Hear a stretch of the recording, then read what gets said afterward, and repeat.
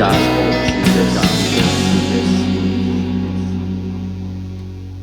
reading from the Talmud, from the tractate Berachot, from the turn of the 3rd century A.D. Papos ben Yehuda came and found Rabbi Akiva studying the Torah. Papos said to him, "Akiva, aren't you afraid of the empire?"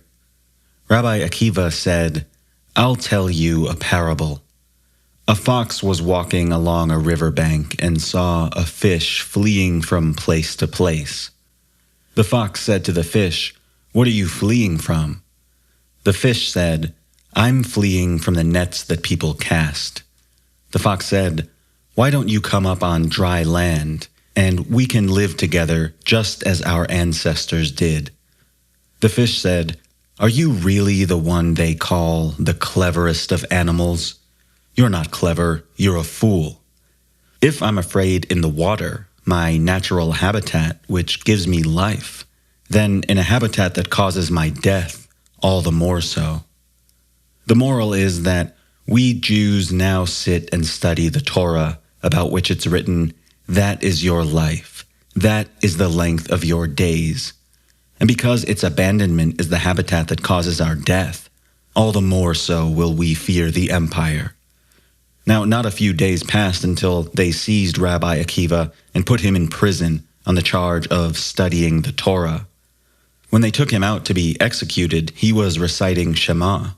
His students said to him, "Teacher, even now, as you suffer, you recite Shema?" He said, "All my days I've been troubled by the passage that says, 'Love the Lord God with all your soul.' I said to myself, when will I ever get the opportunity to fulfill this verse?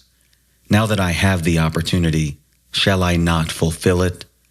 Then a divine voice emerged and said, "Happy are you, Rabbi Akiva, because you are destined for life in the world to come."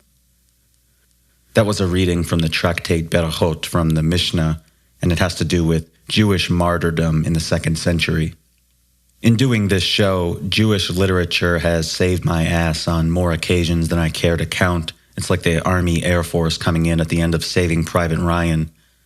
Whenever I think that I'm being too speculative on Christian origins, whenever I feel like I don't have enough evidence or precedence for a claim that I'm making, I can almost always find it in Jewish texts. There are so many Jewish antecedents for the Christian beliefs that indeed little, if any, room is left for any Christian innovations. What we often consider Christian innovations seem to have actually been developed in response to perceived rejection, that is, push factors emanating from early rabbinic Judaism. Now, before we talk about the glory of martyrdom, where we find yet another Jewish precedent for Christian beliefs, I want to address one major example of something that's usually said to be a Christian innovation, that is, the idea that no Jew prior to Christianity ever conceived of a suffering Messiah. In fact, Bart Ehrman, in his book, Did Jesus Exist?, presents this as one of his 2 principal arguments for the existence of a historical Jesus. By the way, if you didn't know, in that book, Bart Ehrman's answer is yes, Jesus existed. And that book is part of the general trend today, the modern strategy of pretending that the historical Jesus was almost incidental to the development of early Christianity, which we have to apparently imagine as a fluke belief system that was created solely by the immediate followers of Jesus in their speculations in the aftermath of his death. It's almost extreme minimalism where Jesus himself is diminished down to the vanishing point. It's like, why would you even need a historical Jesus at that point? But Bart Ehrman and many others say that before Christianity, there was no concept of a crucified Messiah, a suffering Messiah. By the way, they use crucified and suffering interchangeably because by saying crucified, they leave themselves with an escape hatch in which they can safely default to Paul's arguments about what it says in Deuteronomy 21 to the effect that everyone who hangs on a tree is cursed. But that's really just a red herring. What we're all talking about here is why Jesus didn't match the traditional view of the Jewish Messiah, which was that he would be, at a minimum, a sort of ever-victorious figure, no matter what specific guise and role he appeared in. Now, you remember in episode 1 where I discussed the body slam challenge, and that's where I said that Whenever theologians get to the part in their books where they try to give us their reconstruction of the day one origins of Christianity, they're notably unable to do so, no matter how learned and detailed the rest of the book is. Well, here's a treat. It's Bart Ehrman himself doing the Body Slam Challenge. He's going to tell us exactly how the man Jesus, who suffered a shameful death, came to be seen by his followers as the Messiah, and thereby he's going to essentially tell us how Christianity got started. So this is some real shit we're getting. Did Jesus exist? Quote, "There really was a man Jesus. Some of the things he said and possibly did made some of his followers wonder if he could be the Messiah. Eventually they became convinced. He must be the Messiah. But then he ran afoul of the authorities, who had him arrested, put on trial, and condemned to execution. He was crucified. This, of course, radically disconfirmed everything his followers had thought and hoped, since he obviously was the furthest thing from the Messiah. But then something else happened. Some of them began to say that God had intervened and brought him back from the dead.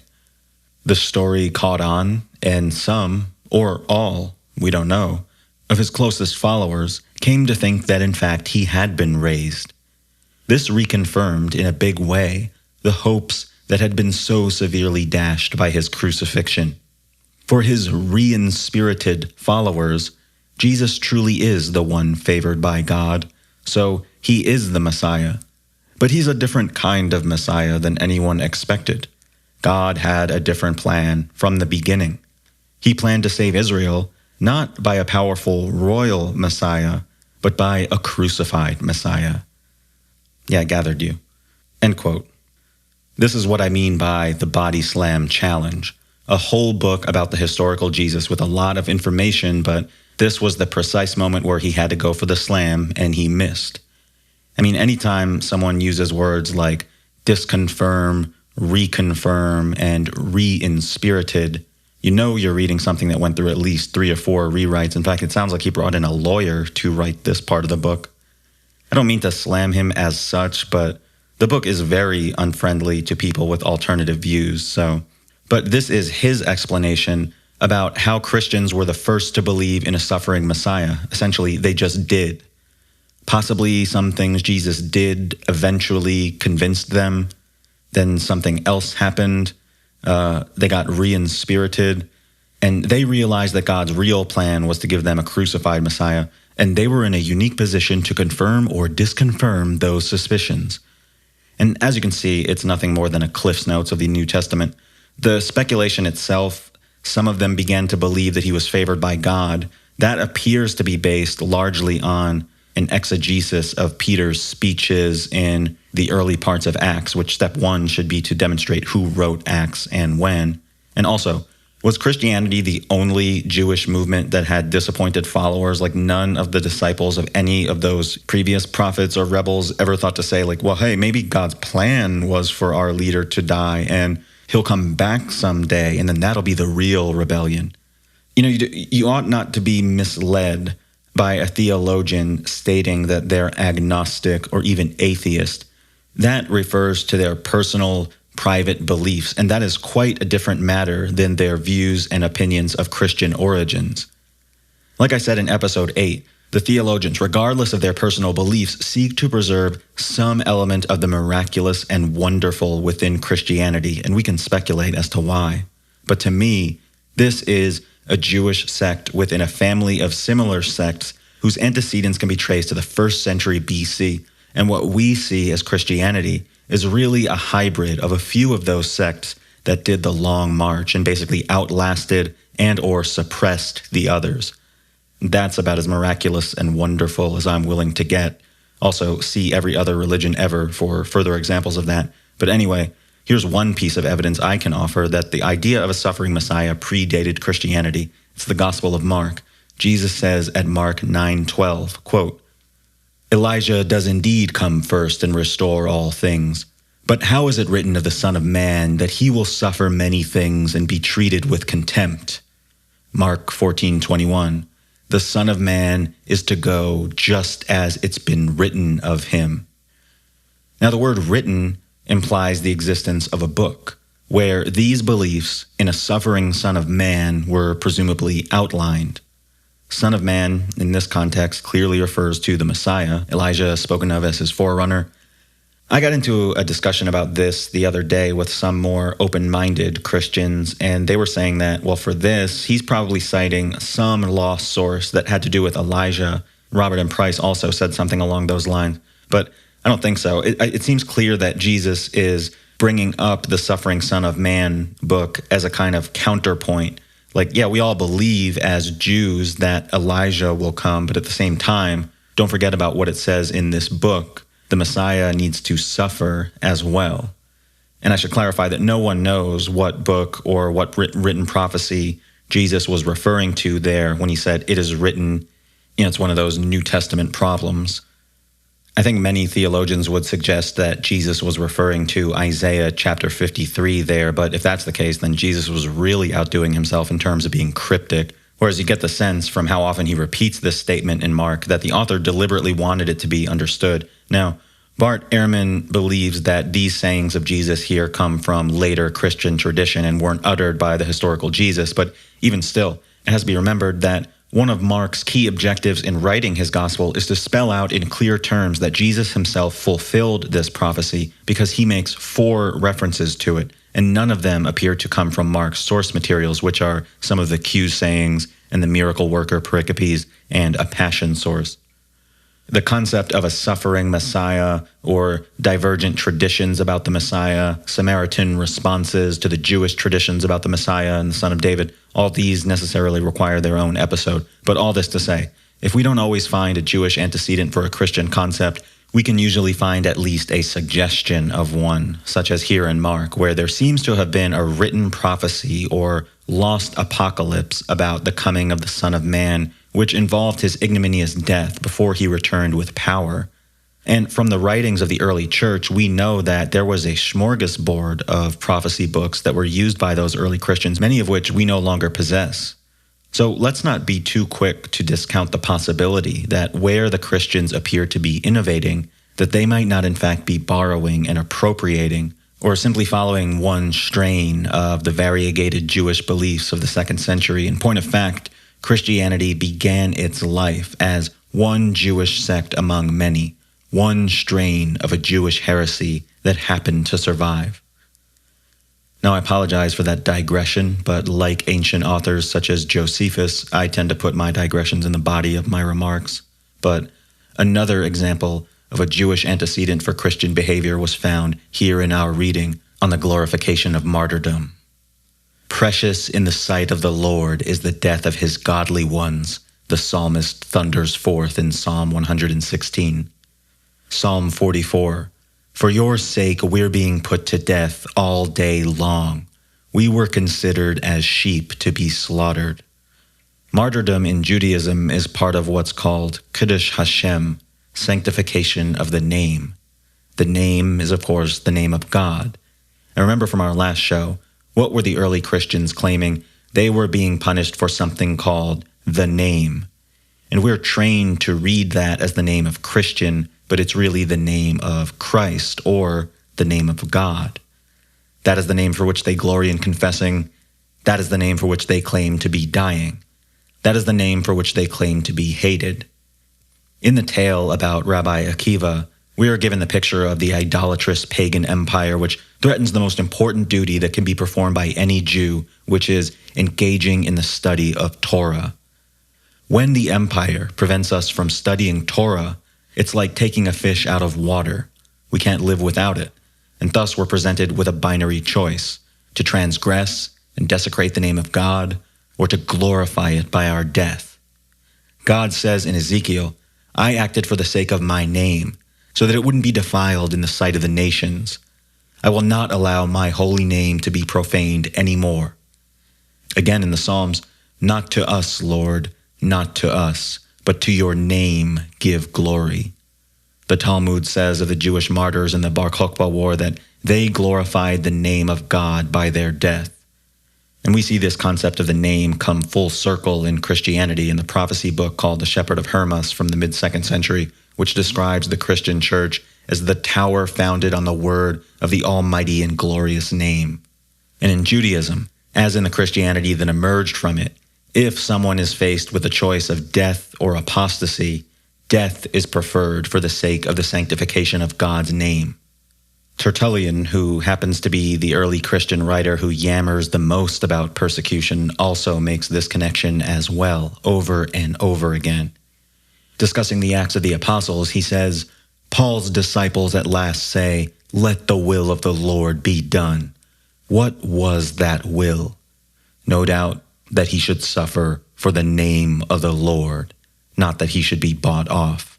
For as Christ laid down his life for us, so too should we do for him."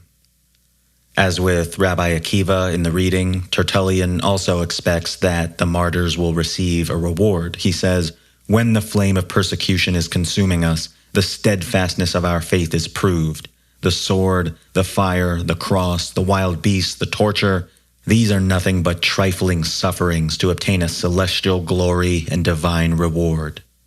Die the martyr's death, that he may be glorified who has suffered for you." By the way, just as an aside, in another passage, he encourages the martyrs by citing some past examples of laying down one's life for a cause. And I regret to inform you that out of Christian examples, he only cites 3, and they're all New Testament figures: Stephen, Onesimus, and Aquila. He actually cites far more pagan examples: Heraclitus, Lucretia, Dido, Empedocles, Mucius Scaevola, who actually did not die, Cleopatra, Proteus Peregrinus, a pagan who was almost a near contemporary. It's almost as if there weren't any famous recent Christian examples for him to draw from. Like no Polycarp, no Ignatius. They would have fit perfectly here. I guess that's neither here nor there. But he also wrote an entire book in which he argues that the specific reason that martyrdom is legitimate is that it is the most emphatic statement that anyone can make against idolatry, which is an argument that would actually be more at home in a fully Jewish writing. And it shows just how much Christianity owed to its mother religion when it comes especially to this idea of glorious martyrdom. But how does this tie into Pliny's letter about Christians that we're examining in this series? Well, I've been talking about the Pliny letter being a forgery, but a potential objection to that has always been that the letter ends with Christianity still being illegal. Christians are still to be punished for their faith, as Trajan says in his response. Now, why would a forger want to leave that state of affairs in place? Well, first and foremost, never forget that if this letter was being forged in the late 2nd century, as I maintain, the forger cannot very well write something about Trajan outlawing the persecution of Christians, since the forger and his audience know full well that the persecution of Christians is not illegal in their own time, nor to their knowledge has it ever been, so the forgery would be dead before it even got off the ground. But more importantly, and as I commented briefly in the last episode, the forger would not want to have the emperor declare that the persecution of Christians is entirely off limits, because from the perspective of the mainstream Christian clergy, of which the forger is likely a member, they don't want the workaday Christians to perceive that the road to martyrdom is closed off to them personally, even if they themselves never have an opportunity or even a desire to take it. Rabbi Akiva in the reading expressed the same concern. He was stressed throughout his life that he would never be able to serve God in this way. He recognizes that it's one of the highest duties that a believer in Yahweh can be called upon to perform. And this zeal for martyrdom is a fundamental element of Christian belief that was inherited from Judaism, where it was associated with glorifying and sanctifying the name. And always keep in mind throughout this Pliny series that the persecution of Christians by the Romans is really only just beginning in the forger's time, and it's beginning in fits and starts, and only slowly taking the eventual shape that it would by the mid-3rd century in the time of Cyprian. Here in the late 2nd century, at the time the Pliny letter was forged, we're still in the midst of troporama when we read these Christian texts about persecution. We have no idea whether the forger of Pliny's letter was even responding to something that he knew firsthand to be a specific problem. He could just as well have been influenced and been upset by the horror stories of Athenagoras and Justin that we saw to be mostly embellished. Because one of the things that's so striking about early Christianity is that there seems to be hardly any lived experience behind the writings that we possess. It's all literature responding to other literature. We're reminded of the statement by the mythicist Paul-Louis Couchoud, who said that the early Christians were more of a band of readers than adherents of a sect. And lastly, another reason why martyrdom was so important to these early Christians, something we haven't really touched on yet in this series, it came to be viewed by them as a point of pride that distinguished them from heretics. And speaking of Bart Ehrman, in his book, Lost Christianities, he identified the willingness to die for the faith as a key element of what he calls the proto-Orthodox religion, that is the early Catholic faith, and what I call on this show, mainstream Christianity. In fact, he says it was one of the hallmarks of their religion, and he calls it a boundary marker that separated true believers from heretics. The mainstream church, this proto-Orthodox religion that he talks about, was closer to Judaism than most of the other sects, certainly far closer than was the religion of Paul. And they inherited this concept of glorifying martyrdom from Judaism. And its own antecedents within Judaism go all the way back to the early Hellenistic period. But a Christian clerical forger of the late 100s AD would be very careful not to create a situation in his letter where the possibility for martyrdom was closed off, as I said. Again, the illegality of Christianity as such is something that's assumed by the forger, and he expects that it will also be assumed by the reader. This is another example of a situation where the statements in the letter are not being dictated by historical fact or the administrative needs of Pliny in governing his province, but more so by the fundamental assumptions of the Christian worldview of the time. All this to say, there are important reasons, cultural and doctrinal reasons, for a forger to have Pliny and Trajan limiting the persecution of Christians while stopping short of banning persecution as such.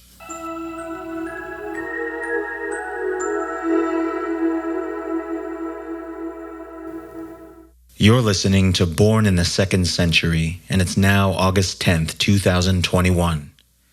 This is episode 12 of the ongoing effort to investigate Christianity's late origins, hosted by Chris Palmero.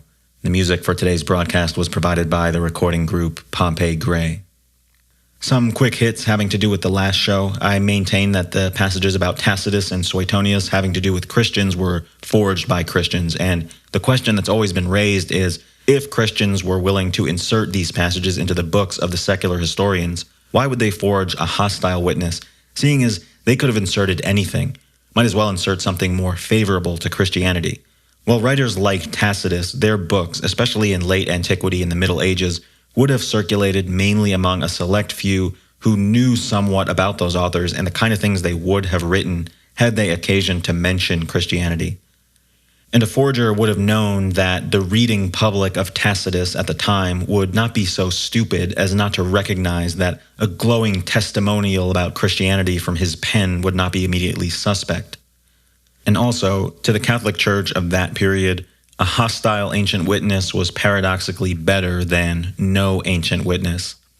Because part of the reason that these church historians in their sacred histories and chronicles take time to point out the pagan testimonies to the earliest beginnings of Christianity was to demonstrate the antiquity of what could be called an orthodox form of the faith. And these forgers had the same interest because at any given time in the first few centuries, for every variation of Christianity that you're seeing, there's at least 3 to 4 dozen other variations that you're not seeing. And these deviant strains of Christianity, more often than not, would take advantage of the sparsity of information about the church in those early periods, which we've commented on many times, and claim that, well, the real traditions of Christianity actually come from obscure early church figures like Andrew or Nicholas or Matthias, and more often than not, the teachings that were claimed to have been received from those figures strikingly differed from those promulgated by the mainstream. Well, if you notice, in the Tacitus passage, he takes time, for some reason, to carefully state that Christ was crucified during the reign of Tiberius by the procurator Pontius Pilate. And what does it say in the Nicene Creed? But for our sake, Jesus was crucified in the days of Pontius Pilate. Have you ever wondered why the Nicene Creed and the earlier apostolic creeds that it was based on, that go back to the late 2nd century, Why would they take time to mention who killed Jesus? It's kind of pointless, unless the implication is that we ought to somehow be worshiping Pilate. Well, this issue happened to be a sticking point in the early church. Not everyone believed it. In fact, for that reason, it was also part of the baptismal formula and the exorcism formula. That's how adamant the clerics were that you needed to repeat over and over the fact that Jesus was killed under Pilate. And here we have Tacitus doing the same thing, a hostile witness, but an early one, who attests to Christians at an early date, obediently submitting to martyrdom, innocent, of course, of all charges against them. And by the way, lest we forget, Christ was crucified in the 30s AD, and it was done by Pontius Pilate. It's only the best Roman historian of all time who attests to that. And of course, if you're forging a passage of Tacitus, you're not going to have him treat Christianity with kid gloves, but even still, the mere fact that in this passage, Tacitus still somehow felt the need to say something negative about the Christians is rather another suggestion of forgery, since his whole point with this passage was supposedly to highlight how Nero falsely accused these clowns. And by him tagging Christianity with the term pernicious superstition, it's a bit confusing because we're like, hey, was Nero wrong in condemning them, or wasn't he? I think the forger was guilty of an overcorrection there. But speaking of Tacitus and the Great Fire, I'm pleased to announce the addition of a new canonized saint to our pantheon for this show. And this will be our first ever canonization ceremony. And so, after due deliberation and not having sought the counsel of any bishops, we declare and define the blessed Carlo Pascal to be a saint, and we enroll him among the saints, decreeing that he is to be venerated as such by the whole podcast. Carlo Pascal, a classical scholar of the 19th century, joins our pantheon of St. Gordon Rylance, St. Edwin Johnson, and St. Candida Moss, and he will be known henceforth as St. Carlo. He's from the 19th century. And he had an opinion on this Great Fire passage. Now, the usual positions on the passage are A, it's genuine. Christians didn't start the fire, but Nero punished them for it, like it says. B, it's been altered. Christians didn't start the fire, but Nero punished some other group, and a later Christian editor altered the passage. C, it's not genuine. Christians didn't start the fire, and nothing at all happened. The whole passage is interpolated. That's my own position. But St. Carlo, however, came up with a fourth possibility. D, it's genuine, except the Christians actually did start the fire, and therefore Nero was right to punish them. And St. Carlo was brutally attacked by the Christian theologians of the time in a way that I can barely describe. They were about as angry as Jeffrey Lebowski screaming at the dude in the back of that car about how the plane has crashed into the mountain. But in any case, that is fucking awesome. And in fact, from now on, outside of this show, that will be my official position for trolling purposes. The Tacitus passage is genuine, and Christians did exist in the 60s AD, but were absolutely guilty of the crimes that Nero accused them of. Today, we continue our investigation of the so-called Pliny letter, that is, the letter from Pliny the Younger to the Emperor Trajan, allegedly from the year 112 AD, asking advice on the legal procedures to be conducted against Christians in the province of Bithynia.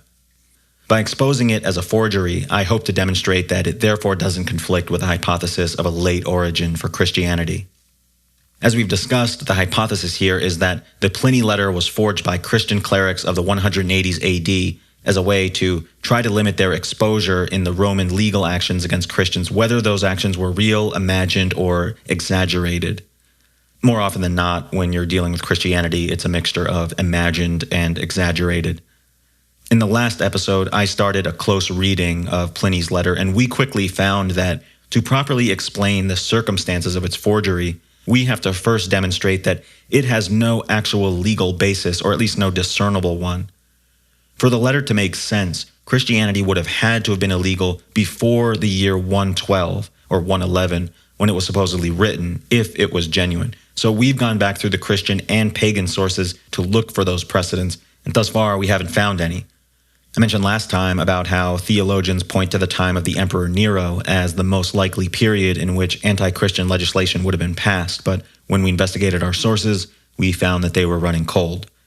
So today we're going to move forward in history to the time of another supposed notorious persecutor, the Emperor Domitian, who ruled from 81 to 96 AD. His reign is basically the last chance for us to find a precedent that would have made Christianity illegal in Pliny's time. Because after Domitian, you have Nerva ruling for about 2 years, and then of course we have Trajan beginning in 98, and he's the very emperor that Pliny was writing to and knew fuck all about the procedures against Christians. But what we'll demonstrate today, as if I even had to tell you, is that the persecution of Christians by Domitian, as with Nero, is also a legend. As we go forward, let's always keep our key question for this series in mind, whether we feel that it's necessary to agree with the apologists and the theologians that this Pliny letter is impossible to question, as they maintain that it is. When we remove the last possible piece of its legal foundation today, my hope is that we can all begin to recognize just how precarious this document really is. Back after this.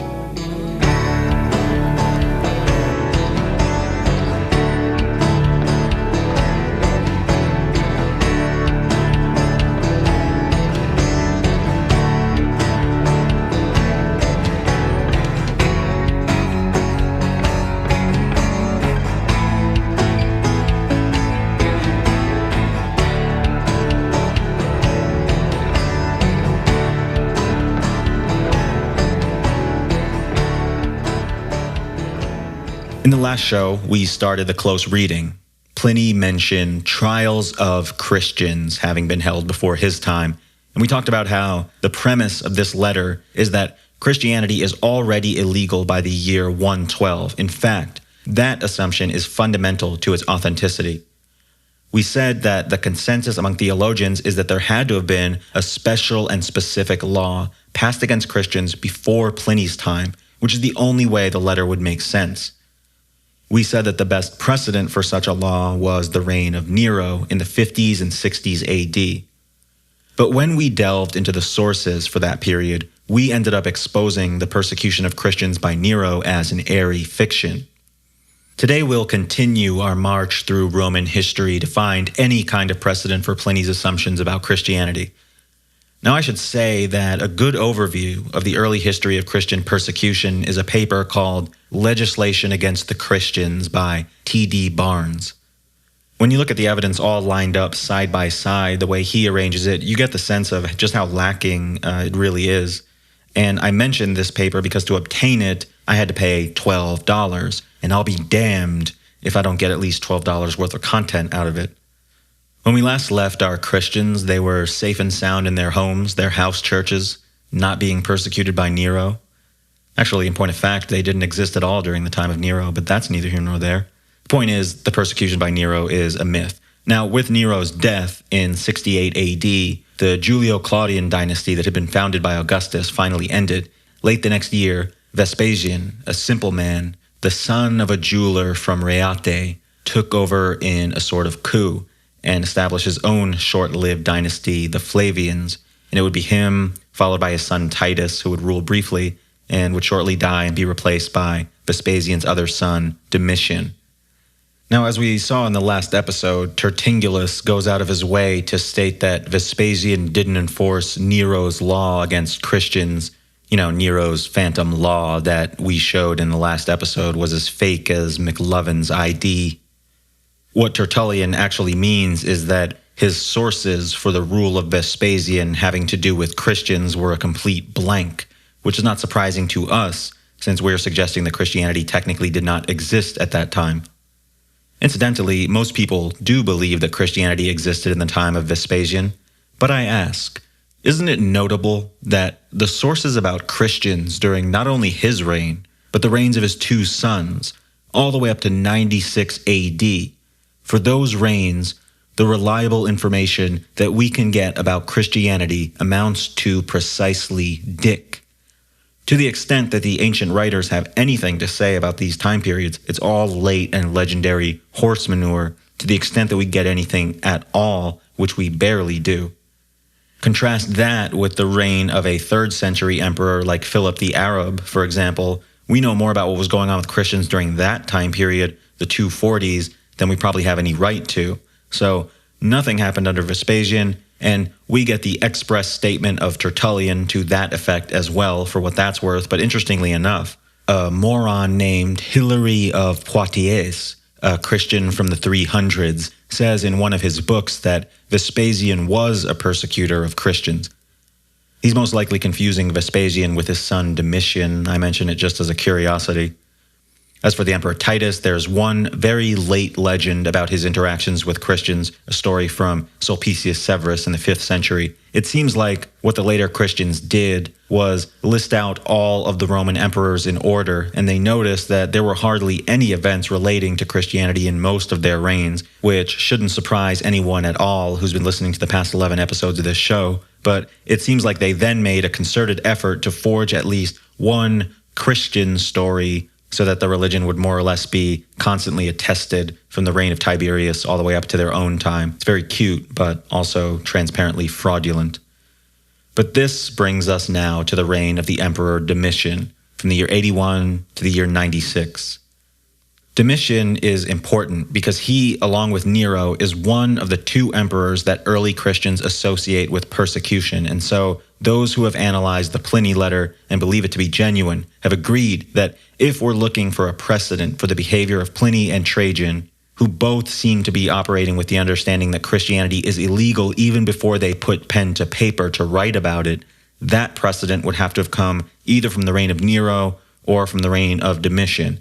And having swept Nero's so-called persecution into the dustbin of non-history in episode 11, it's now incumbent on us to examine any and all evidence for a persecution of Christians by Domitian. But first, why don't we talk about Domitian himself?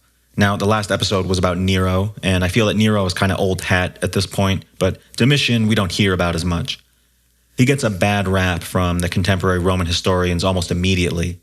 Our main sources for him are Cassius Dio and Suetonius. Suetonius begins his biography of Domitian by saying that Domitian grew up poor and didn't possess a single piece of plate. Now, to us, if a biography begins this way, it's usually to emphasize the virtue of the subject, like the suggestion is that their virtue alone sustained them in the period of their early life. But here, the fact that Domitian grew up poor is said by Suetonius to be infamous. Things don't get much better from there. We're told that he began his reign by spending days on end stabbing flies with a pen. He set up reflective surfaces everywhere so he could see whether anyone was coming up behind him to try to murder him. He was so lazy that he didn't like to walk anywhere. Instead, he was driven around in a little golf cart. He was carried around in a litter. On a thematically related note, his worst quality of all was that he liked to be flattered, but he was equally displeased with those who flattered him and those who didn't. The former because they seemed to be flattering him, the latter because they seemed to despise him. He awarded too many prizes in the games. He would regularly talk to a boy who had a really small head. In fact, sometimes they had very serious discussions. He prohibited the uniting of two legions in one camp, and I think that may have been the inspiration for the design choice that they made in that game, Civilization 5, I think it was, where you weren't allowed to stack more than one unit on the same hex, possibly a nod to Domitian's policy there. Domitian wrote a book about hair care, even though he didn't have any hair. Now, I mentioned in an earlier episode that ancient writers can't go more than a few paragraphs without quoting the classics. Well, in the one passage from Domitian's hair care book that has survived, he quotes the Iliad of all things. He administered justice scrupulously and conscientiously, we are told. He was an object of terror and hatred to all. Under him, the city officials and the governors were never more honest and just. He put someone to death for naming a weapon after himself. His savage cruelty was not only excessive, but also cunning and sudden. He renamed September and October after himself, as one does. And lastly, when talking about Domitian, Suetonius gives us what is my favorite line in any ancient book. Domitian built so many and such huge vaulted passageways and arches in the various regions of the city, adorned with chariots and triumphal emblems, that on one of them someone wrote, "That's enough." Domitian was overthrown by a conspiracy of his friends and freedmen and was assassinated on the 14th day before the calends of October, the 45th year of his age, and the 15th of his reign. Thank you for listening to the History of Rome podcast. By the way, Suetonius says that at the beginning of Domitian's rule, he paid for the renovation of various libraries and specifically paid for them to track down as many copies of lost works as they could find. If that's true, he is probably a big reason that the 2nd century was such a golden age of forgery, with all these libraries scrambling to outdo each other and collecting rare books like I talked about at the beginning of episode 9. Now, if you notice, there was positive and negative information mixed in there, and all that information came from Dio and from Suetonius, and they don't seem to notice that they're throwing out contradictory information. Now, it's really fashionable today to do these revisionist histories of Domitian that try to show that he wasn't anywhere near as bad as these ancient sources indicate, but we should be careful not to overdo it with that because, as we see, the supposedly hostile sources already report quite a bit of positive information about him as well. In episode 6, I said that we would cover Domitian's persecution someday, and I spoke about the 90s AD, which is the time of Domitian's reign, and how it's used as a dumping ground by theologians to stick certain Christian books that they would otherwise be unable to date. The reason that those books, like 1 Clement, for example, are placed in the 90s is because they often contain what seem like veiled references to a persecution going on, but they don't seem early enough to where it would make sense to put them in the time of Nero. And by the way, if you did try to stick them in the time of Nero, you'd also be putting them dangerously close to the New Testament books, and that's a no-no when it comes to many of them, like, for example, Barnabas, which mentions the destruction of the temple, and 1 Clement itself, which has a lot of language suggesting that the church has been around for a very long time at that point. It seems appropriate to the theologians to place these books in the 90s because of their supposed references to persecution, because for 1,800 years, it has been the received lore that Domitian persecuted Christians during his reign.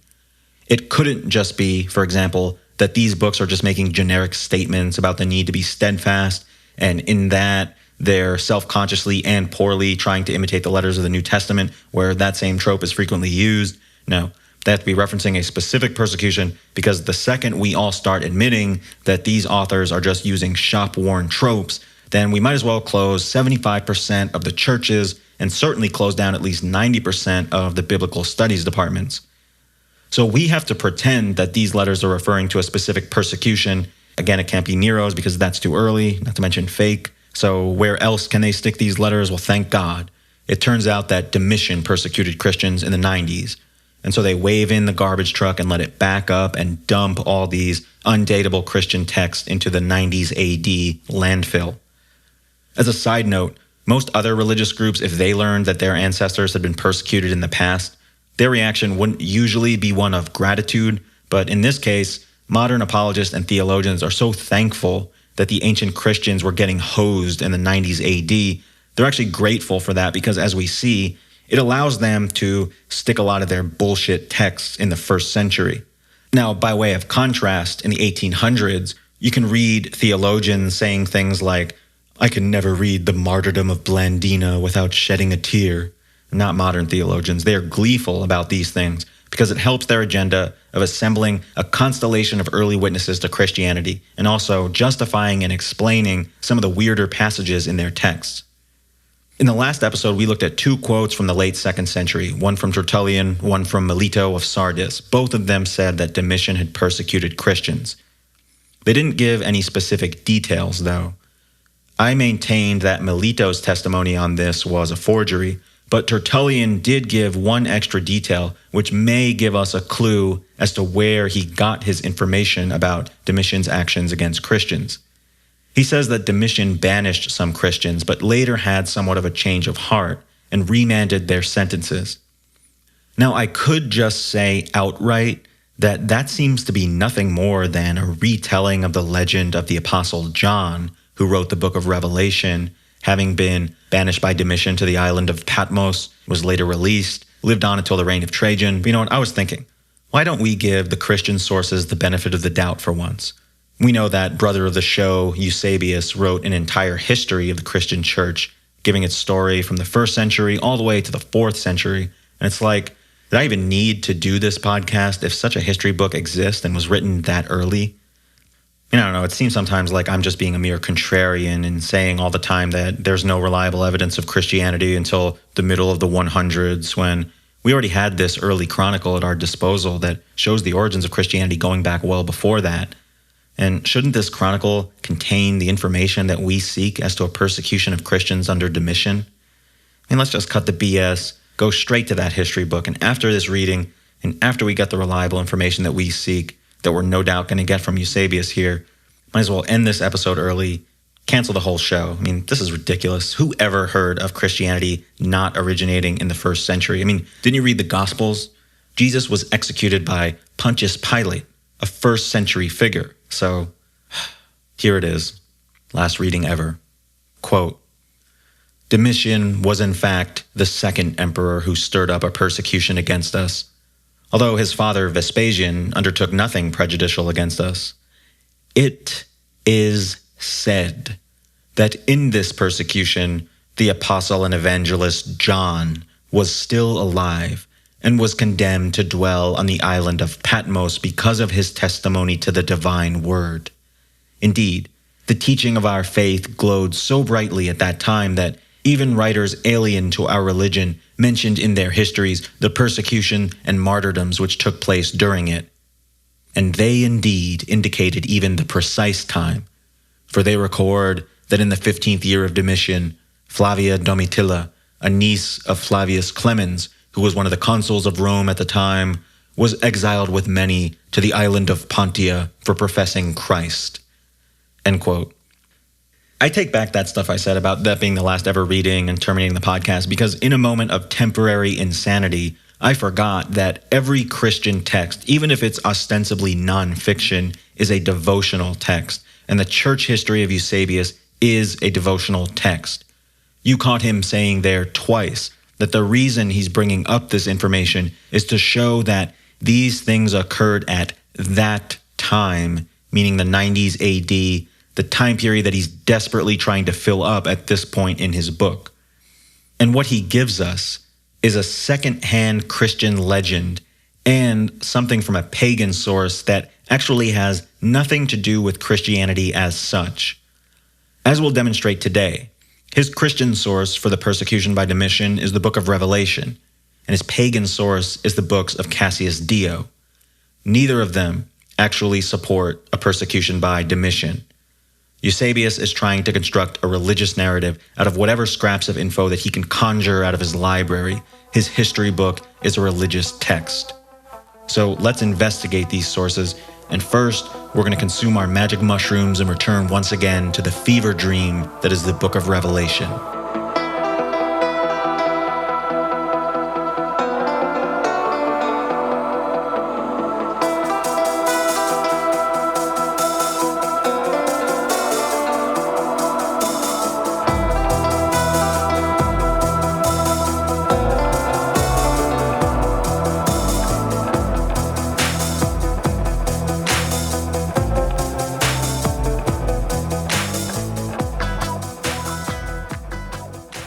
Irenaeus in the 180s AD explicitly says that the book of Revelation was written in the reign of Domitian and refers to the reign of Domitian.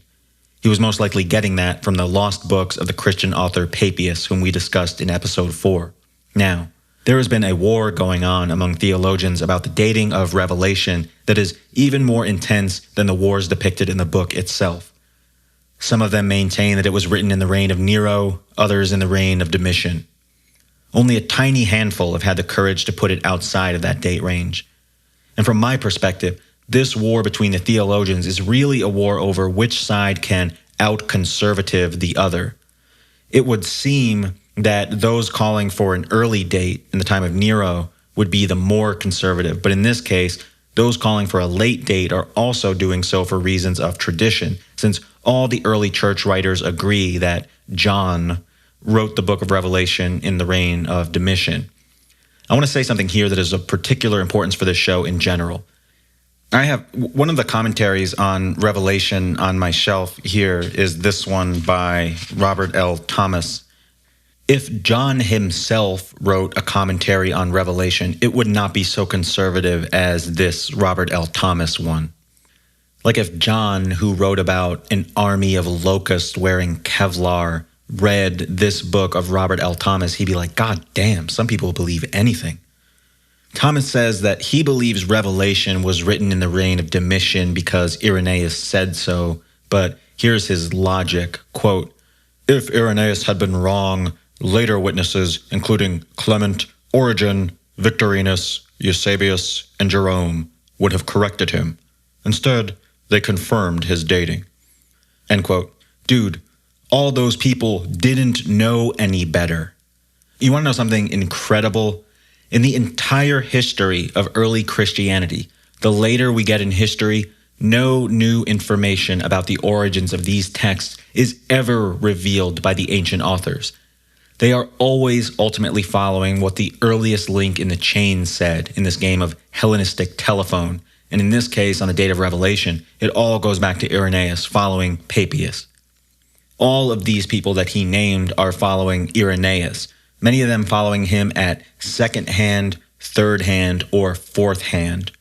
No later author writing about any aspect of early Christianity ever comes out with any unique traditions that, slipped by the earliest guys like Irenaeus, Justin, Clement. They're always following those three and a handful of others from that early period.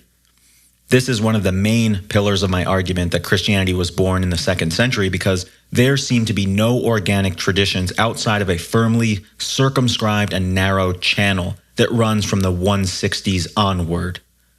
We do get embellishments. We do get obvious legends tacked onto the early narratives, like the fact that Mark was nicknamed Stubby Fingers, but in no case do we get any reliable, detailed, specific information reflecting an organic tradition that we don't otherwise get from the Apostolic Fathers and from the early Church Fathers up to the year 200. These writers that he named don't know about how the New Testament books were written. They're not in a position to correct Irenaeus, who himself didn't know the origins of the New Testament books, their true origins. And think about that. The Christian church of that time is not just these few writers. It's supposed to be a worldwide institution. It's got at least hundreds or thousands of real, living, breathing people participating in the worship in every major city at this time and scattered throughout the provinces. No one in those churches apparently was in a position to come forward and give us anything beyond the strikingly sparse information that we get from the early fathers, who are themselves clearly engaging in guesswork. Like Luke was picked as the name for the author of that gospel because it was written by the same guy who wrote Acts, as the prologue to Acts says, and Acts ends with Paul under house arrest. So that suggests that both Acts and the gospel were written by a companion of Paul. And what do we see Paul saying in 2 Timothy but the line, "Only Luke is with me"? So logically, in their mind, the gospel had to be written by this Luke, whoever he is, and this is how all the New Testament books got their names. And Irenaeus himself was doing guesswork by dating Revelation in the reign of Domitian. He or his source, probably Papias, like I said. The reason that Irenaeus would put Revelation in the 90s was because, as I explained in episode 1, there was an ancient tradition that said that John, who was a companion of Jesus, had lived all the way to the time of Trajan. And that legend was first pushed by Irenaeus and Papias. The reason that John the Bicentennial Man legend was created was, again, because Christianity originated later than supposed, yet its fables all speak of a ministry of Jesus and his disciples as occurring way back in the 30s. Irenaeus and those clerics of his time needed to bridge the gap between Jesus' time and their time, and they did that by saying that actually Jesus' immediate follower, John, lived all the way up until almost our own time, basically, and he ordained the guy who ordained me. It's obvious fiction. And in the legend, John died a peaceful and natural death because that's what the end of the Gospel of John implies. It implies that he died of old age. Now, of course, Irenaeus and many others believed that the same John as wrote the Gospel of John also wrote the book of Revelation. And in the book of Revelation, John says that he's been banished to an island, with the clear implication being that it was part of some persecution.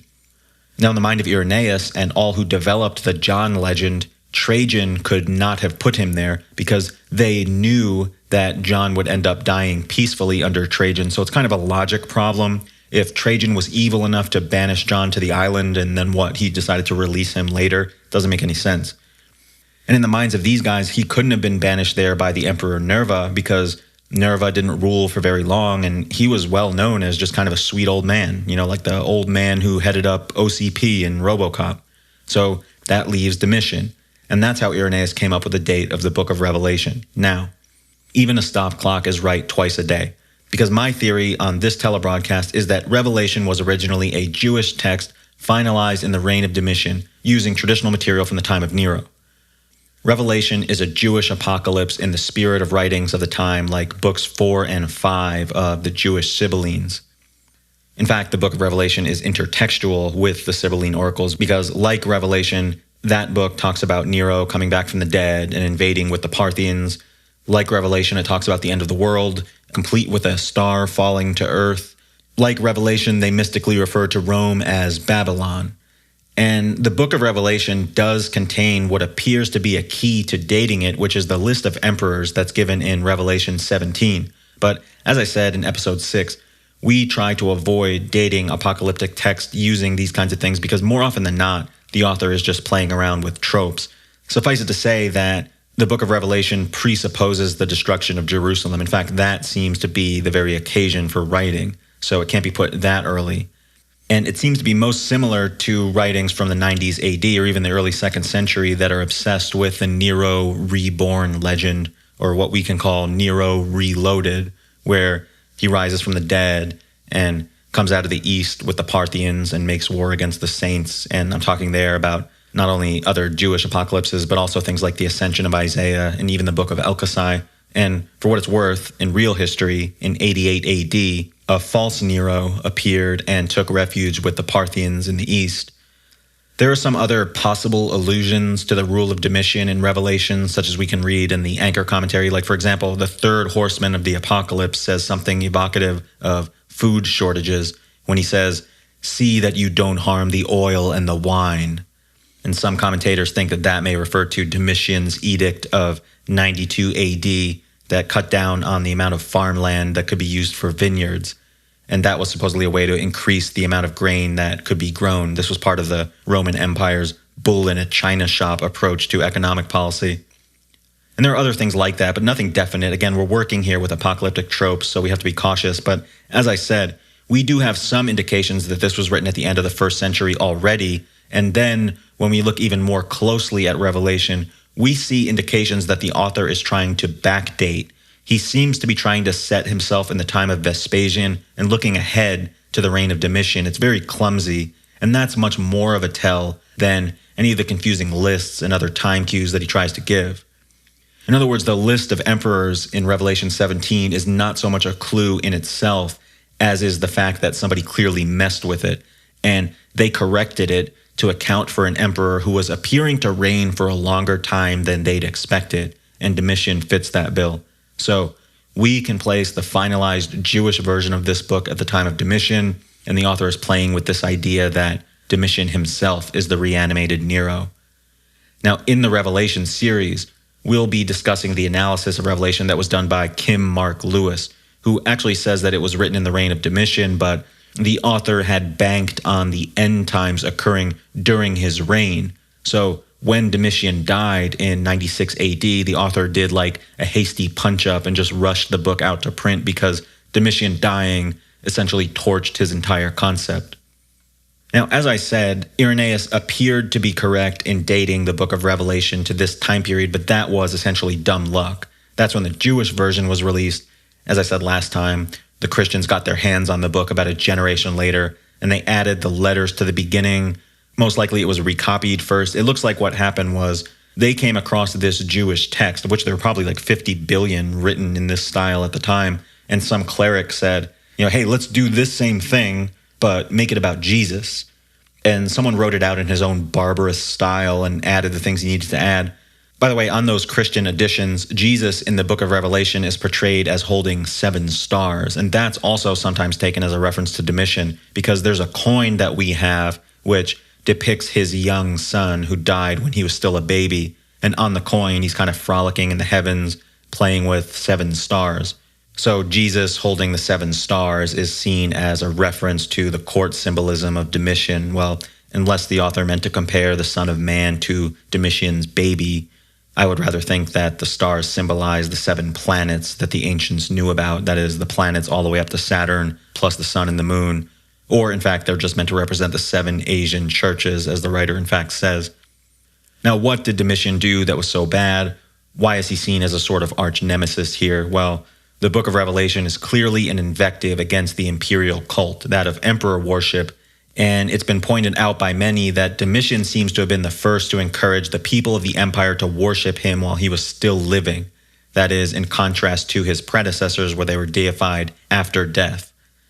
And this is a matter of very heavy dispute because not everyone agrees with it. There's no explicit evidence to the effect that Domitian came out one day and said, like, hey folks, as of Saturday, which I'm now renaming Domitian Day, you have to now start worshiping me as a god. What we do find in the sources is that Domitian was clearly very interested in the idea, and he seems to have been playing coy with it, like, I'm not saying that I want to be worshipped as a god. He's addressed in documents as Master and Lord, Master and God. He said that when he remarried his wife, he was bringing her back to the divine couch. Dio Chrysostom says that Domitian was called by all Greeks and barbarians both Master and God. Quintilian says that he calls to his aid all the gods and himself before all of them, referring to Domitian, and then he explicitly calls Domitian a deity. And Suetonius point blank says that Domitian deified himself. It's been a point of pride for many secular historians to tear down this idea that Domitian was worshipped as a god while he was still alive. But I mean, I think there's more than enough incidental evidence to suggest that he was, and needless to say, such an idea would not go over well with Jews with whom he had strained relations to begin with, as we'll talk about. But at the end of the day, Revelation, even if it is referring to Domitian in some oblique way, is primarily a Jewish apocalyptic text that looks forward to God's vengeance in the wake of the destruction of Jerusalem and the outrage of the personal cult of the emperors in general. The Christian letters at the beginning come from the period 130 to 140, possibly even later, because they presuppose not only Paul's letters, but a published compilation of said letters. Now, in that same section as the letters is where we find the mention of John being exiled to the island of Patmos, and that could either have been an artifact from the Jewish version of the text or something added by the Christian redactor. In either case, it's a fiction designed to anchor the text, and we see it in every other similar prophetic work, including the ones written in the names of Ezekiel and Jeremiah. And to paraphrase Robert M. Price, it's not like we have a YouTube video showing John on the island of Patmos. We have a book in his name saying he was on the island of Patmos. The main difference between Revelation and other Jewish apocalypses is that the writer, instead of writing in the name of a famous prophet, appears to be writing in the name of some nobody. But if in fact this mention of John is an artifact from the Jewish version of the book, it could be that the pseudonymous author intended to be writing in the name of John the Baptist. By the way, Tertullian is not satisfied with John just being banished to Patmos. He says that John was plunged into boiling oil at Rome and suffered nothing from it, and only then was he banished there. It sounds like he's referencing the book Darksaber from the Star Wars Expanded Universe. Later writers like Origen know that John was exiled to Patmos. Of course, they know this because that's what the book of Revelation says. Clement of Alexandria gives us an amazing story of John after he returns from exile. It's where he takes a youth under his wing and then leaves to go on other adventures, and then he comes back and finds that the boy has joined a gang of robbers, and so he rides all night to go to the robbers' camp and kind of shames the boy and takes him back into the fold. It sounds suspiciously like a Christian rewrite of some popular story of the time. For some reason, whenever I read the story, I like to imagine it as taking place in the universe of Horizon Zero Dawn, but it's a shameless legend. All this to say, we can find no specific information about a persecution of Christians by Domitian in the book of Revelation, so strike it from the record. And while we're at it, strike Tertullian and Melito from the record again. The excerpt of Melito talking about a persecution by Domitian was forged by Eusebius, and as we've seen, Tertullian knows just as much about persecution of Christians by Domitian as by Nero, which is to say, almost nothing. And again, I remind you that Nero and Domitian were seen even by the contemporary Romans as bad emperors, and both of them were damned by the Senate after their deaths. Therefore, if your worldview assumes that the Roman Empire has a vendetta against Christians, it is most safe to ascribe these negative actions to the emperors whom even the Romans would agree were bad, especially if you're doing apologetics. Now, I've been talking recently with some who have made the point that these so-called bad emperors are considered bad largely because that was the opinion of them that was held by the upper classes, whereas the lower classes among the Romans loved Nero and Domitian. Now, if that is the case, and it very well could be, think of the implications of that when you reread these testimonies by Tertullian and others that only the bad emperors persecuted Christians. That means that these Christian writers are even more removed from day-to-day, real-life experience than we already suspected, because it means that they're getting even their information about Roman history and Roman culture from books like that of Suetonius and Tacitus and others, and not like actual lived experience, not organic tradition that was passed on in the church over the years. Back after this.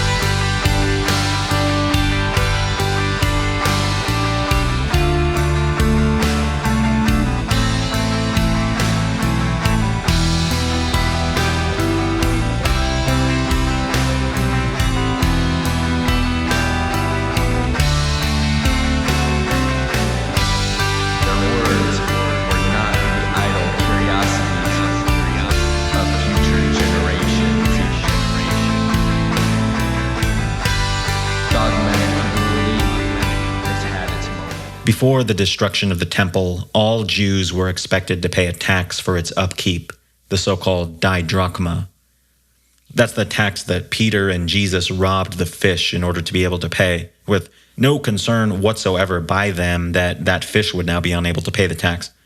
After the temple's destruction, the didrachma was replaced by a new tax payable to the Romans, 2 denarii per person per year, to be paid toward the upkeep of the Roman temple of Jupiter Capitolinus. It was more or less a penalty imposed in the wake of the First Jewish War, the fiscus Judaicus, the Jewish tax. Suetonius says in his biography of Domitian, quote, "The tax on the Jews was levied with the utmost rigor, and people were prosecuted who lived as Jews without publicly acknowledging it, as well as those who concealed their origin and didn't pay the tribute levied on their people." End quote. The context of this sentence is a passage where he's going over some of the general policies of Domitian. That's his style. He does the policy section. In the Loeb Classical Library edition, there's a footnote after this sentence. I eagerly followed it to the bottom of the page, hoping to learn more about the fiscus Judaicus, and this is what I read in that footnote. Quote, "These were doubtless Christians, whom the Romans commonly confounded with the Jews." End quote. Now I'm going to read the definition of doubtless from the dictionary. Quote, "Adverb, used to indicate the speaker's belief that a statement is certain to be true given what is known about the situation." I guess maybe doubtless had a different definition back when they put out the Loeb commentary. By the way, if you notice, they said there that the Romans commonly confounded Christians with Jews. I guess Pliny the Younger is exempt from that trend for some reason. I mean, he certainly doesn't confound Christians with Jews at all, like not even in the slightest. Much more on that next time, but this is the problem. Eusebius says that there was a persecution by Domitian. Other writers whom he also cites, Tertullian, Melito, also say that. Revelation appears to them to also indicate that. As we've shown, however, they're basing it on nothing. So what the theologians now have to do is pore over every single sentence of the biography of Domitian to find something, anything, that could be used to support a persecution by him. It's grasping at straws, and we see it here with this tax story. Now, I know a man who, whether in the body or out of the body, I do not know, only God knows, has some experience with tax law, and Suetonius here is describing the type of thing that we have seen in every nation, in every era, when it comes to enforcing a tax. People will do the utmost to take advantage of any ambiguity in the law to get out of paying a tax. If it says that a home must be taxed, but a mobile home will not be taxed, they will paint trompe l'oeil wheels on their house to try to get it to pass as a mobile home. And here the tax was against Jews, and the thing is, there was no hard and fast way to define a Jew, especially in that era, and if you were a proselyte, for example, the argument could be made by you, if you were trying to get out of a tax, that you were simply dabbling with Judaism, just kind of checking it out, so to speak, and not a 100% adherent to the Jewish faith. Now, the idea here was that the position of Domitian's administration was to define Judaism in terms of a lifestyle. And what they most likely meant when you read the Roman poets and historians was things like observing the Sabbath, observing the food laws, embracing monotheism. That definition could possibly encompass Christians as well, but it's clear that what we're dealing with here, as Suetonius himself says, is that the Romans were, possibly unfairly, expanding the scope of this tax, and also that some Jews were, quote, concealing their origin so as to get out of paying the tax. And whether we choose to accept either of those statements, we need not automatically default to this position that this whole thing doubtless has to do with Christians. And all the more so, because if you read the portions of Paul's letters that I date to this period, like Romans chapters 9 through 11, it's really doubtful that a Christian or proto-Christian or Pauline Christian would be so reticent when it came to their identity. Like, I imagine that if a tax collector of Domitian knocked on the door of some Pauline Christian in Rome, he would be like, hey, we consider you to be Jewish, so fork over the tax money. They would have much more to say in response than, actually, I'm not technically a Jew. You know, they'd be like, if you didn't know, sir, not all are Israel who are descended from Israel. In fact, as it says, through Isaac your descendants shall be named. And furthermore, Jacob I loved, but Esau I hated.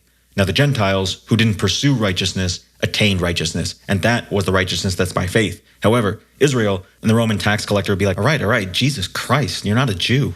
On you go. God. I think the relationship between proto-Christianity and Judaism was much more complicated in this period, to the point where if a proto-Christian was identified by the Romans as a Jew, that they wouldn't somehow have countless arguments on hand to qualify or dispute that fact, added to which nearly every early Christian writing that we possess seeks to spiritualize the Jewish practices of sacrifice and Sabbath observance, dietary laws, the very things that the Romans stereotypically associated with Jews. So I think it's a bit simplistic to just declare that this tax controversy involved Christians in some way, but in point of fact, we didn't even need to formulate an argument here because the words of Suetonius speak for themselves. He says that the emperors zealously enforced a tax law. Some people who should have been liable were claiming that they weren't liable, so enforcement action was taken against them for that reason. So strike this Suetonius passage from the record immediately. Now, just briefly, we can actually call up Pliny the Younger as a possible witness to a persecution by Domitian. The reason being that Pliny himself was a top government official during Domitian's reign. If anyone was aware of a persecution of Christians started by Domitian, it would be him, but of course, as is well known, he says he's never attended trials of Christians and doesn't know what the charge against them usually is. It goes without saying that if Domitian persecuted Christians in the time in which Pliny worked in his government, then Pliny would have worded his statement somewhat differently here. As it is, the whole idea of Pliny being ignorant about the Christians is, as I said last time in the opening reading, a literary device by which the forger can avoid saying nasty things about Christianity to the extent possible. It's sometimes said that when Pliny has the Christians offer sacrifice, that he's performing an action that was established in Domitian's time to persecute Christians because, Domitian demanded that he be worshipped as a god, and Pliny is now on his own, serving as governor, and now he's persecuting Christians, and his muscle memory is to do the same things that were done in Domitian's time. So he himself makes the Christians sacrifice to the emperor, and it's like, that's not really valid, because even if we play along and consider this letter to be genuine, Pliny himself is revealed as being a staunch adherent of the cult of emperor worship. In letter 8:4, he calls Trajan a divine hero. In letter 10:8, he asks him for permission to add his statue to a temple. In letter 10:59, he refers to Trajan's immortal name. So There are other explanations available than the fact that he's compelling someone to sacrifice to the emperor simply because it's some holdover tradition that he inherited from Domitian. It's also sometimes said that because the lapsed Christians in Pliny's letter, remember that it was written in 112 AD, if it's genuine, the lapsed Christians say that they left the faith 25 years before, and that would be right in the middle of Domitian's reign. It kind of makes sense that if Domitian was persecuting Christians, that would inspire a bunch of wavering people to lapse, but I think that the fact that there are lapsed Christians at all in Pliny's letter is a mere literary device by the forger. Again, he needs them there because that's actually one of the main things Pliny asks about. To what extent are they liable for punishment? And 25 years is really just a round number. It's just like him saying that they left the faith once upon a time. Bottom line, we can strike Pliny as a witness to any kind of persecution of Christians under Domitian. And now we get to what is usually held up as the main evidence for actions against the Christians during this time period, just like how Tacitus is the main source of evidence for the Neronian persecution. For the time of Domitian, the main evidence deployed by theologians is the execution by the emperor of two individuals called Flavius Clemens and Flavia Domitilla. These two are said by theologians to have been executed for professing Christianity. Of course, that's not what Cassius Dio and the other ancient pagan sources say, but we're told by the theologians that that was the real reason. Now, Christian apologists will be pleased to note that Cassius Dio is a pagan historian whose writings nonetheless reference Christians. It only took until the 230s AD, but you made it. So congrats, guys. I'm just kidding. The three references to Christians in the writings of Cassius Dio were all added by a Christian monk, and that's actually not in dispute for a change, because for the later books of Dio, all we have are 11th century summaries by a Byzantine monk, and among those occur all the references to Christians, and this monk self-consciously breaks into the text in a few places. Like, they're not actually interpolations per se, they're actually comments by the monk. So Cassius Dio didn't mention Christians at all, but keep at it, apologists. Might score a mention of Christians before the time of Julian the Apostate, if you're lucky.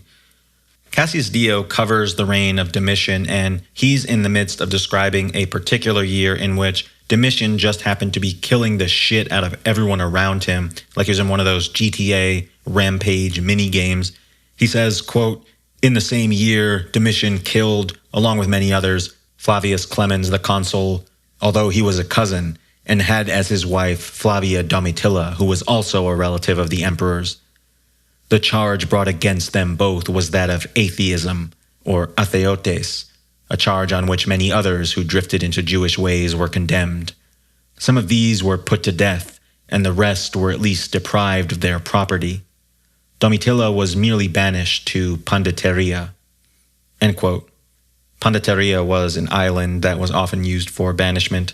Now, remember the quote from Eusebius earlier. He said, "The teaching of our faith glowed so brightly at that time that even writers alien to our religion mentioned in their histories the persecution and martyrdoms which took place during it. And they indeed indicated even the precise time, for they record that in the 15th year of Domitian, Flavia Domitilla, a niece of Flavius Clemens, who was one of the consuls of Rome at the time, was exiled with many to the island of Pontia for professing Christ." End quote. Now, Eusebius is proud to point out that even pagan writers recorded the martyrdom of Christians in this time period.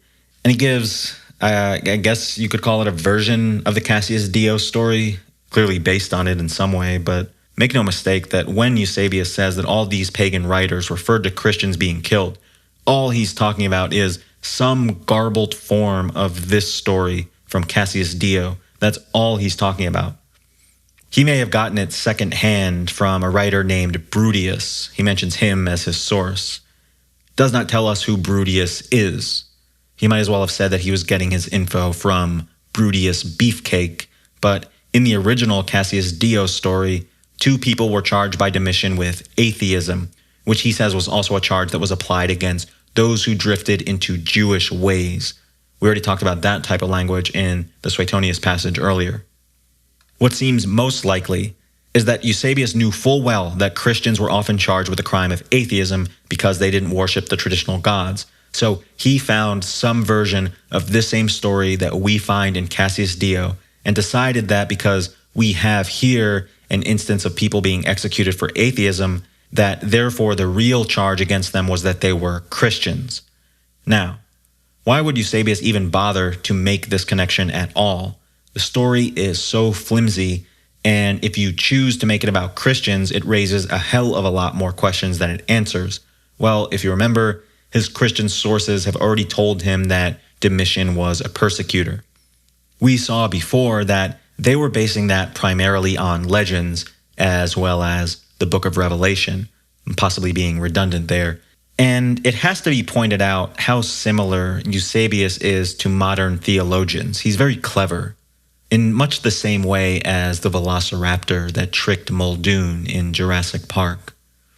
He's almost modern in his approach, by which I mean he knows that there had to be a persecution by Domitian, so he scours his sources and he finds this curious story about two people being executed on the charge of atheism, and then he's like, aha, this is a possible source that could back up the idea that Domitian went after Christians. So he reads Christianity into an event where it's not merited.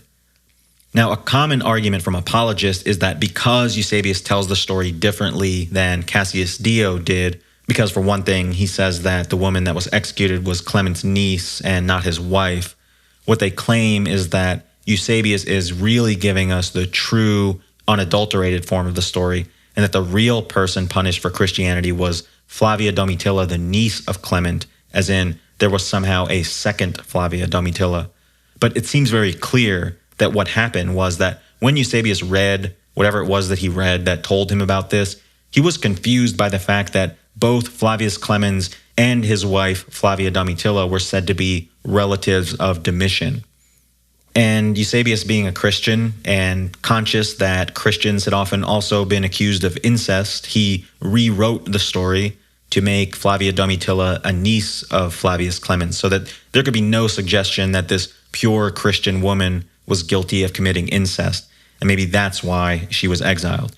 Now, Suetonius kind of mentions this whole affair, and he says of Domitian, he put to death his own cousin, Flavius Clemens, suddenly and on a very slight suspicion, almost before the end of his consulship, and yet Flavius was a man of almost contemptible laziness.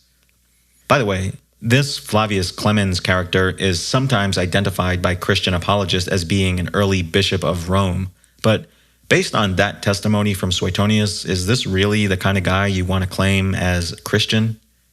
Contemptibly lazy? This your guy?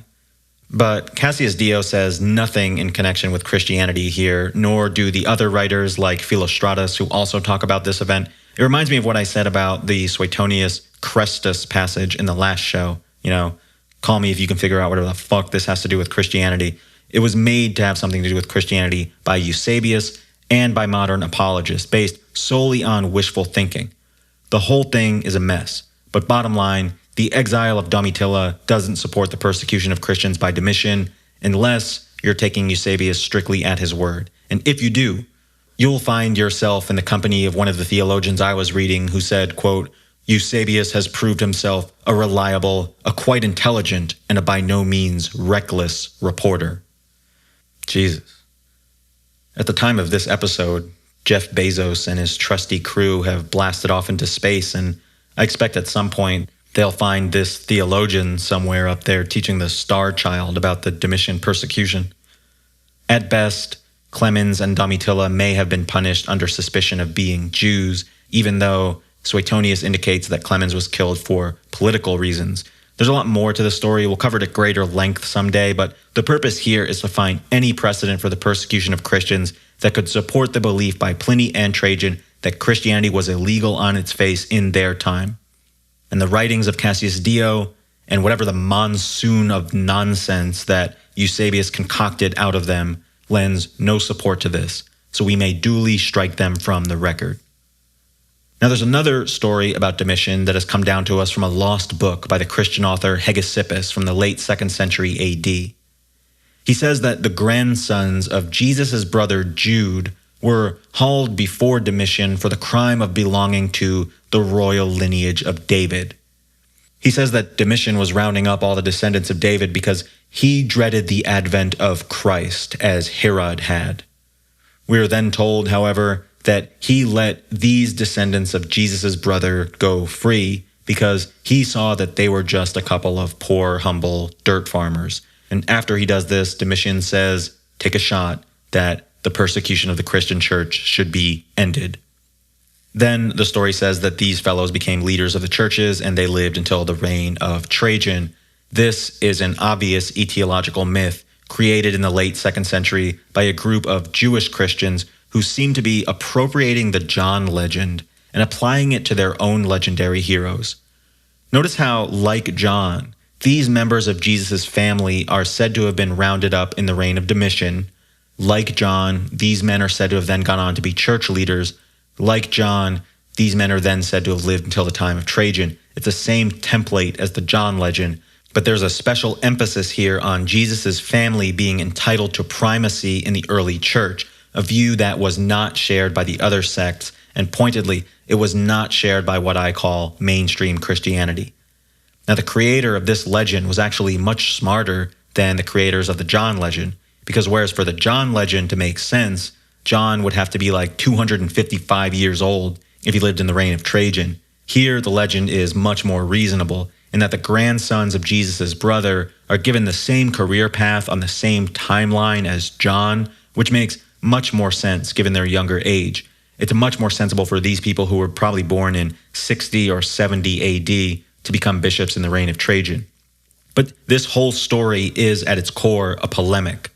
Whether the compiler Hegesippus understood it to be a polemic is an open question, but from the Pseudo-Clementine writings and other books, we know about all the issues that the more Jewish-leaning Christians had with all the other sects, and this and other legends we find in Hegesippus, including more lore about James, for example, fit right in with that.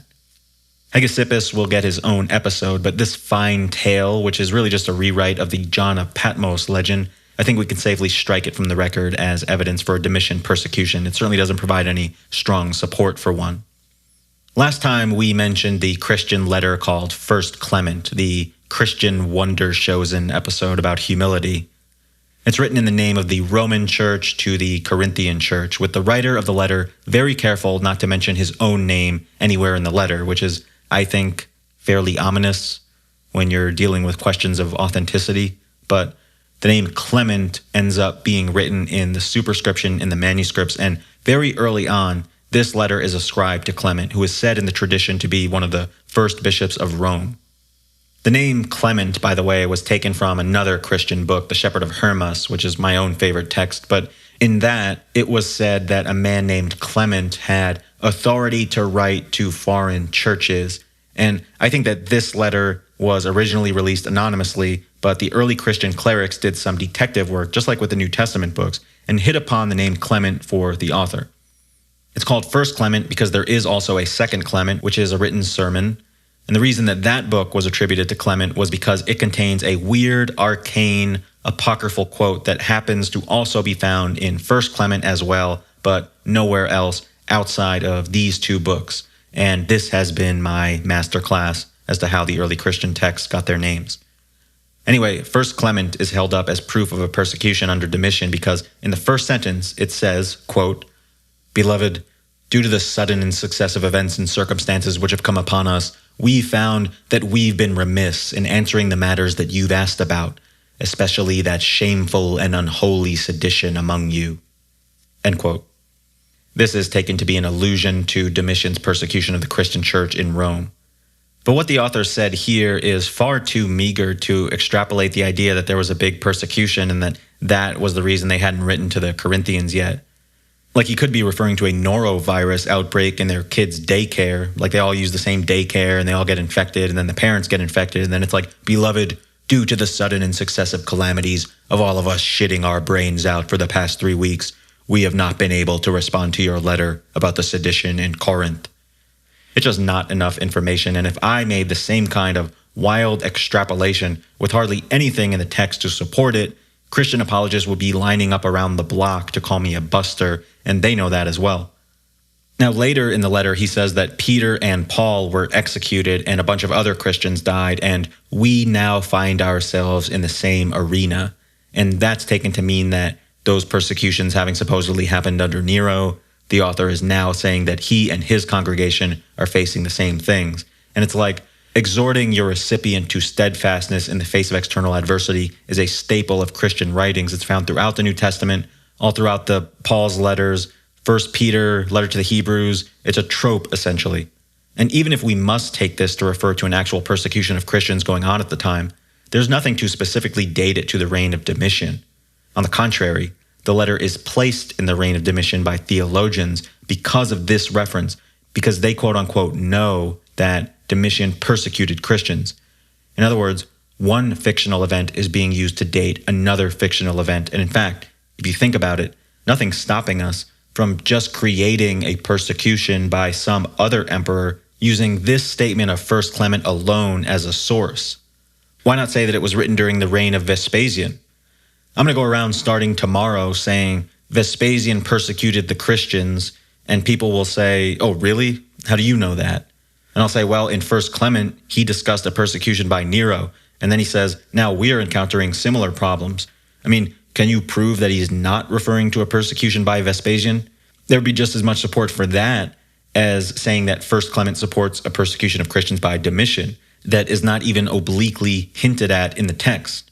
Plus, by my reckoning, this text is dated 70 years too early, so strike it from the record. In summary, to quote the theologian L.H. Canfield, once Tertullian stated that Domitian persecuted Christians, the tradition became perpetuated, and the church fathers repeated the story over and over again and added details. A careful study of the sources on the period of Domitian reveals at once the slender foundation upon which is built the tradition of the second persecution of the church. End quote. This episode could simply have consisted of those two sentences alone and would have been just as valid, just as true. But this is born in the 2nd century, and we confront our opponents carefully and in succession, just like Bart Simpson hopping over the heads of Jebediah Springfield in the Bart's Nightmare video game. And by the way, after all this, after all the Jewish, Christian, and pagan sources that we've investigated and found no evidence of a Domitian persecution, need I even state that there is no support for such a thing in any inscriptions, grave sites, coins, emails, shopping lists, or Roman laws, of which we have massive and copious compilations.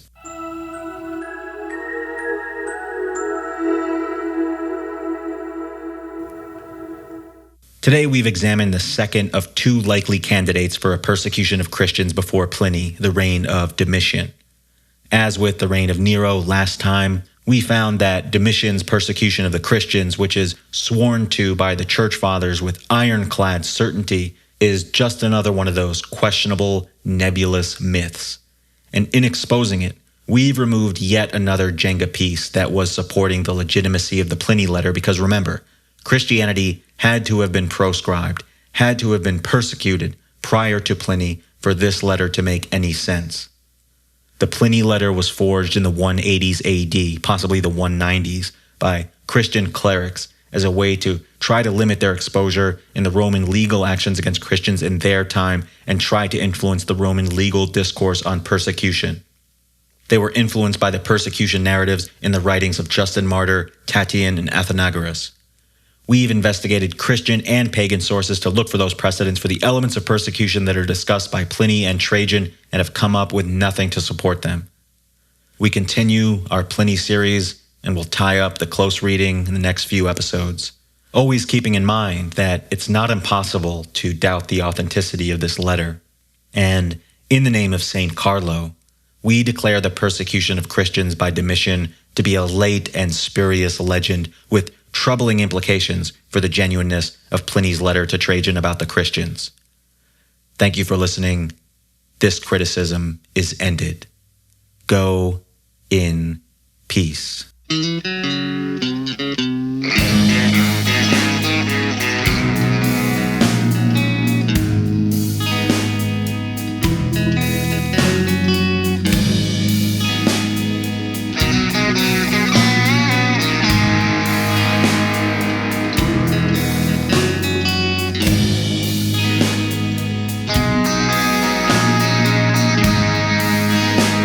What other stories of mythology do you think of as historical reality.